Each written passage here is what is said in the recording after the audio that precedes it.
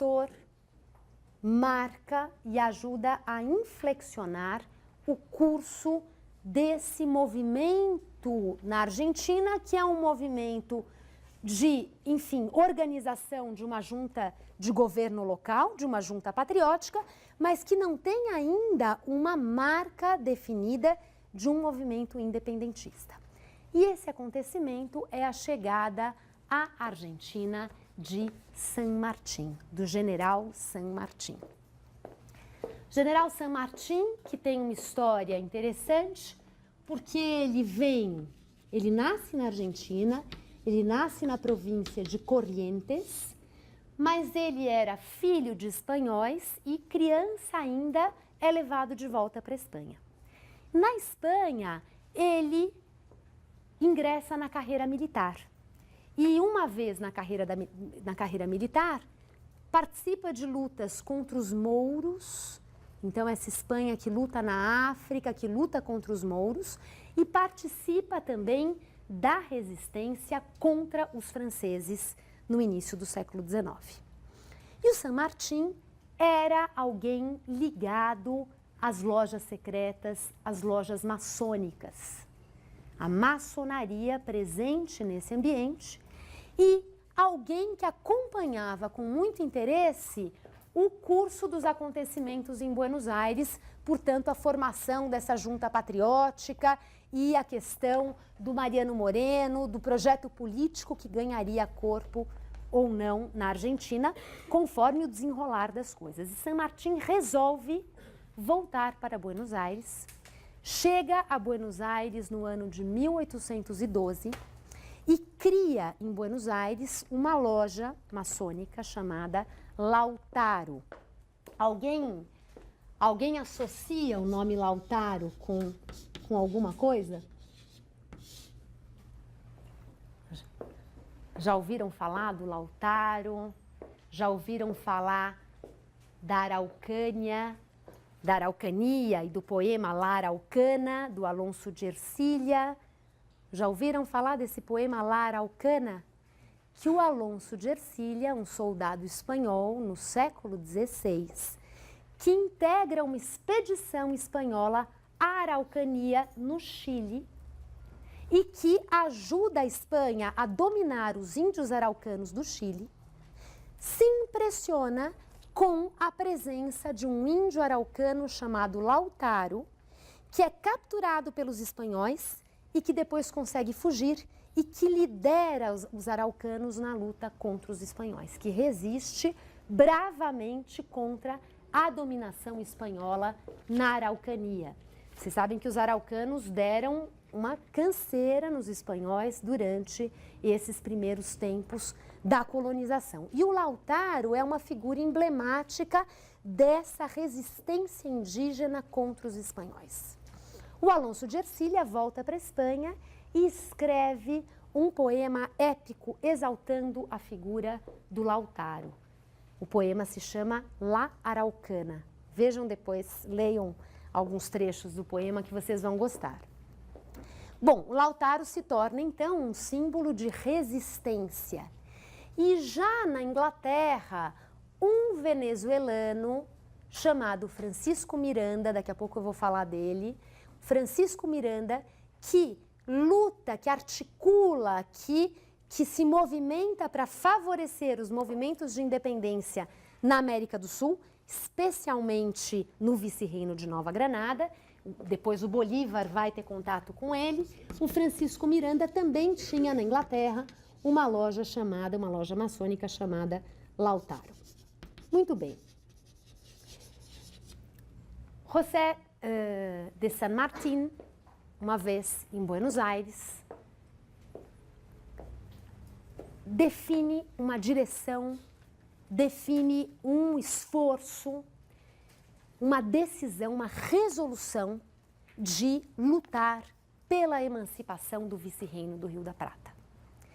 E organiza um exército patriótico. E esse exército patriótico tem a sua primeira vitória exemplar, simbólica, sobre soldados leais à Espanha, na região de Córdoba, E essa batalha, chamada de Batalha de San Lourenço, é o momento em que San Martín se consagra como uma importante liderança militar do movimento pela emancipação do vice-reino do Prata. Essa batalha acontece precisamente no dia 2 de fevereiro de 1813, só me corrigindo aqui, que eu tinha ficado na dúvida, não é em Córdoba, é na província de Santa Fé, na Argentina, em que se localiza a Batalha de San Lourenço, que consagra essa liderança militar do San Martín, quando ele, com um exército menor do que o exército lealista, vence o exército leal à Espanha e, a partir daí, realmente conquista apoio, conquista, enfim, suporte a esse projeto de emancipar o vice-reino do Rio da Prata. E, a partir daí, San Martín vai organizar um quartel-general perto de Mendoza, portanto, já nos Andes, já a caminho do Chile, não é? A Argentina, quando você cruza os Andes, você desce em direção ao Chile, e é em Mendoza que San Martín se estabelece para compor um exército independentista realmente poderoso. E durante essa longa permanência em Mendoza, que se estende até o ano de 1817, durante essa permanência, as figuras importantes da junta de governo em Buenos Aires, da junta patriótica em Buenos Aires, que já não é o Saavedra, mas lá pelas tantas existe uma figura importante que é o Pueyrredón, para quem já foi a Buenos Aires. Todos esses nomes são familiares, porque eles estão em toda parte, eles são nomes de ruas, de avenidas, de estações de metrô. O Pueyrredón é a figura que, em Buenos Aires, na loja patriótica, ajuda a enviar subsídios e homens para o quartel-general do San Martín. E é dessa forma que San Martín vai reunindo milhares de soldados, dentre os quais uma parte importante de escravos que eram recrutados com a promessa de receberem alforria. Então, havia escravidão no vice-reino do Prata e esses escravos são recrutados para lutar ao lado do exército revolucionário. O plano de San Martín era o de chegar ao Chile, porque ele acreditava que somente uma guerra pela independência que conseguisse atingir toda a América do Sul poderia realmente ser bem sucedida. Enquanto houvesse na América do Sul bastiões realistas, enquanto houvesse redutos leais à Espanha, a causa da independência estaria ameaçada. E era preciso, portanto, expandir, era preciso, portanto, exportar esse movimento pela emancipação e generalizá-lo. Então, ele tem em vista a travessia para o Chile e a libertação do Chile. Para isso, ele precisava atravessar os Andes. E ele negocia com as populações indígenas a ajuda para atravessar os Andes. É muito interessante porque essa questão dos caminhos, das trilhas, dos atalhos e da travessia dos Andes, que é uma tarefa difícil, um grande desafio, dependia muitas vezes desses guias locais que conhecessem o melhor percurso. E San Martín, então, organiza parlamentos, que era o nome que se dava a essas reuniões políticas com as lideranças indígenas, para discutir esse apoio. Ele negocia, por exemplo, com os araucanos que estavam na Araucania, sobretudo a oeste dos Andes, mas os araucanos que começaram a migrar para o lado leste dos Andes, sobretudo ao longo do século XIX. E para negociar com os araucanos, era importante que se falasse araucano também. Alguns araucanos, claro, falavam espanhol, mas não necessariamente isso acontecia. E para essa comunicação, San Martín conta com o apoio de uma liderança chilena importante, Bernardo O'Higgins. Bernardo O'Higgins tem uma trajetória também fascinante, porque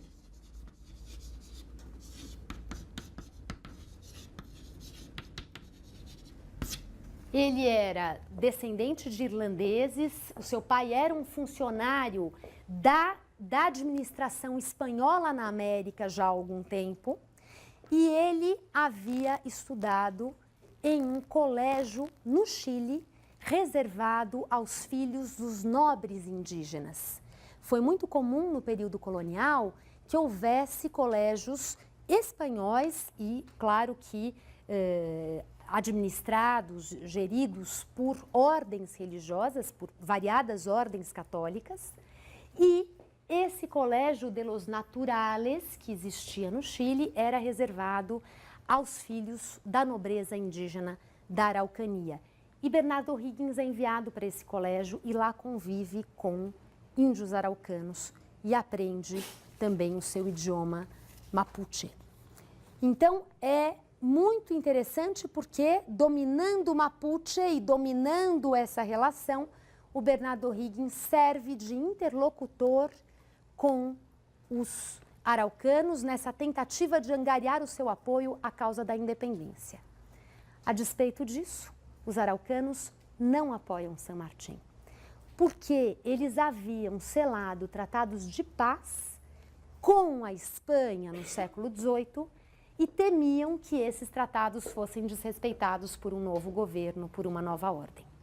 Então, os araucanos se recusam a apoiar o exército revolucionário e San Martín acaba contando com o apoio de uma outra etnia, dos índios Pehuenche, e os índios Pehuenche, então, são aqueles que vão conduzir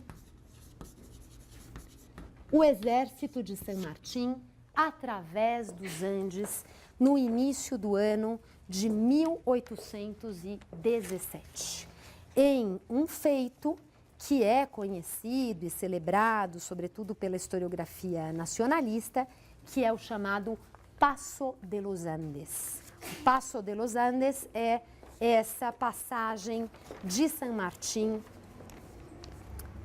no início do ano de 1817, rumo ao Chile. No Chile, para fazer um comentário aqui muito abreviado, né? Não preciso me controlar para não estender demais nessa narrativa toda, no Chile havia acontecido uma tentativa de uma junta de governo proclamar a independência e estabelecer um governo com um viés político mais radical. O mais radical nesse momento quer dizer republicano, russoniano. E essa junta de governo havia enfrentado resistência e havia sido dissolvida. E Bernardo O'Higgins fazia parte dela. É por isso que Bernardo O'Higgins, assim como outros três irmãos que foram figuras centrais no processo de emancipação do Chile, os chamados irmãos Carrera, saem do Chile e vão ao encontro de San Martín em Mendoza. Mas os irmãos Carrera depois saem por conta própria para tentar, enfim, um caminho para a emancipação do Chile e acabam sendo todos presos e fuzilados.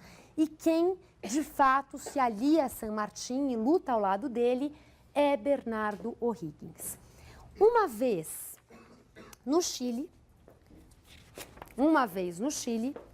esse Bernardo O'Higgins, que falava mapuche, esse Bernardo O'Higgins, que estava já trabalhando ao lado de San Martín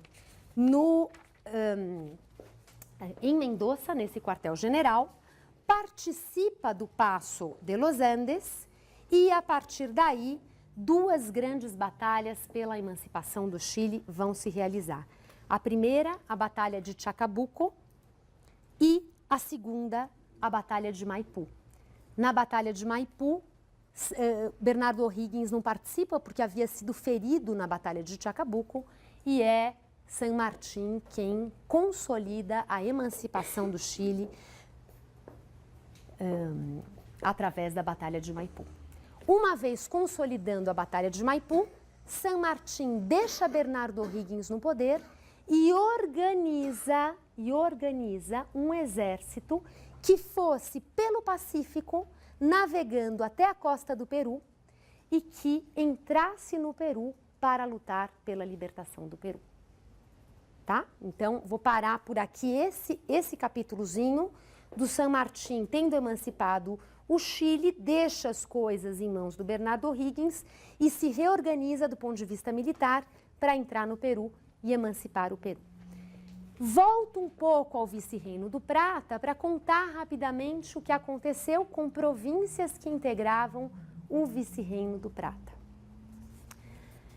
Também, resumidamente, a primeira delas, o Paraguai. Buenos Aires tinha, na medida em que Buenos Aires escolhe esse caminho da emancipação, organiza exércitos e também escolhe estender esse projeto emancipatório para regiões circunvizinhas, Buenos Aires tem uma clara expectativa de centralizar o poder e de centralizar o poder na nova ordem. E a expectativa era de que o vice-reino do Rio da Prata mantivesse os seus contornos na ordem emancipada, sendo Buenos Aires o seu centro e a sua capital. E é assim que um general argentino chamado Manuel Belgrano é enviado para o Paraguai com a expectativa de emancipar o Paraguai e, ao mesmo tempo, de incorporar o Paraguai à Argentina. A Argentina que nessa época não se chamava Argentina, mas que até a década de 1850 foi chamada de Províncias Unidas do Rio da Prata. É esse o nome que ela vai adquirindo, é esse o nome que o Pueyrredón vai introduzir, vai defender no Congresso Constituinte que se forma no ano de 1816 e que vai promulgar uma primeira Constituição argentina no ano de 1819, ou seja, uma Constituição que era fruto dessa junta de governo de Buenos Aires, que era fruto dessa aliança com o San Martín, que era fruto desse centralismo de Buenos Aires. Então, as Províncias Unidas do Rio da Prata tinham essa expectativa de abraçar as paragens do antigo vice-reino do Rio da Prata.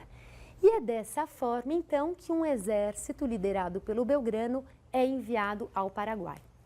O Paraguai, entretanto, reage se fechando, proclamando rapidamente a sua independência e se blindando contra qualquer pretensão argentina de controlá-lo.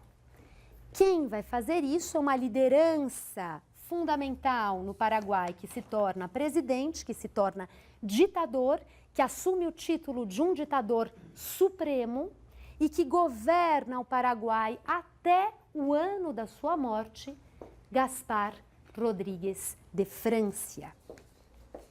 Gaspar Rodríguez de Francia, que vocês bem conhecem por toda a discussão que nós costumamos fazer aqui no Brasil em torno da Guerra do Paraguai.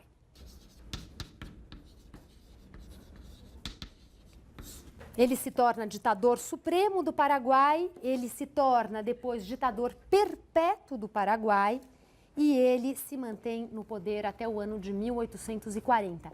A independência do Paraguai perante a Espanha e também perante a Argentina acontece no ano de 1811, ou seja, mal se organizavam essas juntas de governo, essas juntas patrióticas, o Paraguai já define o seu caminho, selando a sua ruptura com a Espanha e selando a sua ruptura com a Argentina. Então o Belgrano é rechaçado e o Francia consegue impor uma ordem bastante fechada no Paraguai, que tem como centro esse regime ditatorial, uma relação bastante opressiva com os índios paraguaios, com a mão de obra indígena, um país que mantém a escravidão também nessas primeiras décadas de vida pós-independente e que e que tem toda uma maneira de se comportar que é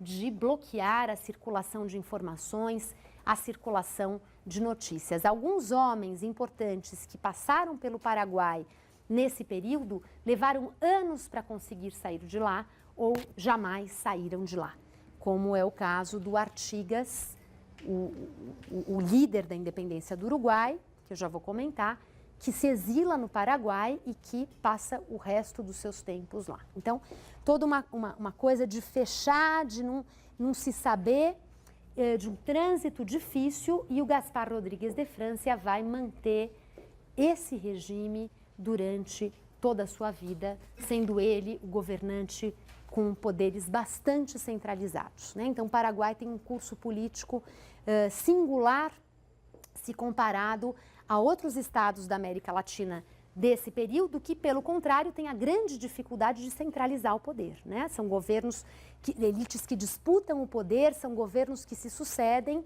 e que enfrentam a dificuldade para centralizar o poder. Isso logo acontece no Paraguai. Muito bem, ao mesmo tempo em que o Belgrano tenta essa incorporação fracassada do Paraguai, as relações com o Uruguai são muito complicadas e tortuosas. Eu não vou contar aqui todas as idas e vindas do que acontece no Uruguai, mas a verdade é que existe uma disposição da Espanha em manter o controle sobre a banda oriental, a chamada banda oriental, que era o Uruguai. Surge uma liderança local, que é este homem, José Gervásio Artigas. O Artigas também é uma figura saborosíssima desse contexto das independências, porque o Artigas era filho de fazendeiros, mas um homem que vivia entre os peões, entre os vaqueiros, um homem que vivia entre esses setores populares rurais do campo, que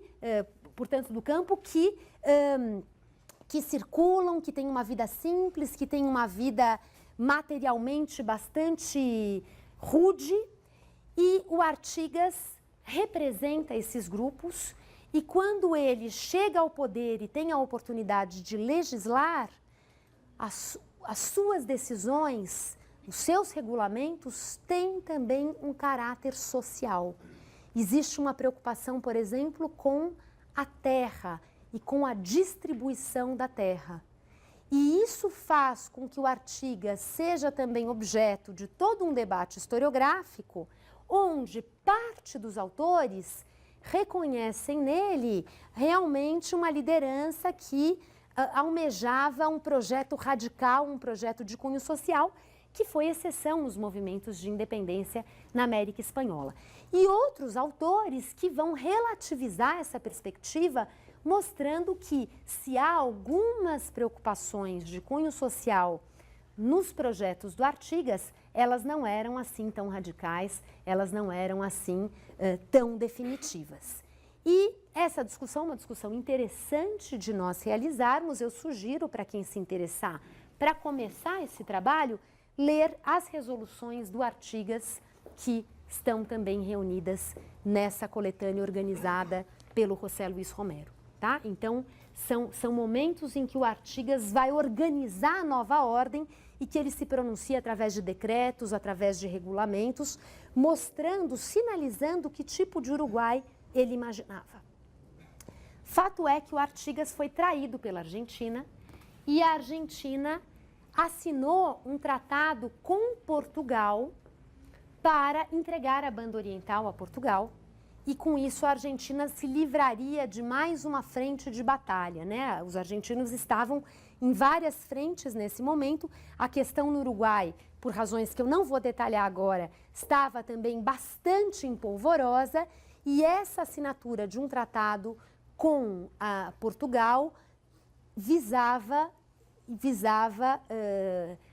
selar uma frente a menos em que a situação para os argentinos não representaria mais um desafio, mais uma demanda. E é nesse contexto que o Artigas se retira com cerca de 4.000 civis do território uruguaio e caminha pelo litoral dos grandes rios na Argentina. Há províncias argentinas que são chamadas de litoral, não por serem litoral do mar, mas por serem litoral de grandes rios. E nesse êxodo, esse é o nome que se dá a esse movimento, nesse êxodo o Artigas se retira para mostrar a sua resistência a um acordo que havia sido feito quando ele, na verdade, estava contando com o apoio de Buenos Aires, né, trabalhando junto com Buenos Aires. E ele depois retorna ao Uruguai após esse êxodo.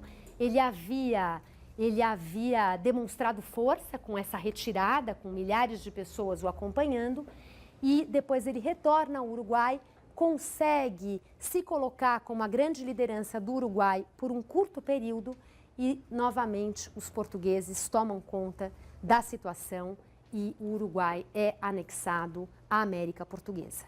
Tá? Então, o desfecho da história da emancipação do Uruguai, que é cheio de figuras, de pressões, porque o Uruguai se encontrava, em última instância, sob pressão da Espanha, sob pressão de Portugal e sob pressão da Argentina. Então, era preciso se mover em meio a todas essas fontes de pressão, e a figura que consegue encaminhar melhor isso é a figura do Artigas por algum tempo, mas depois ele sucumbe, se exila no Paraguai e a chamada Banda Oriental volta a ser a província cisplatina incorporada à América Portuguesa. Portanto, ela também não fica com a Argentina, e quem vai redefinir isso de alguma forma é a Guerra da Cisplatina. O Uruguai é independente, mas ele daí também se afasta do Brasil, né? Se afasta da América Portuguesa.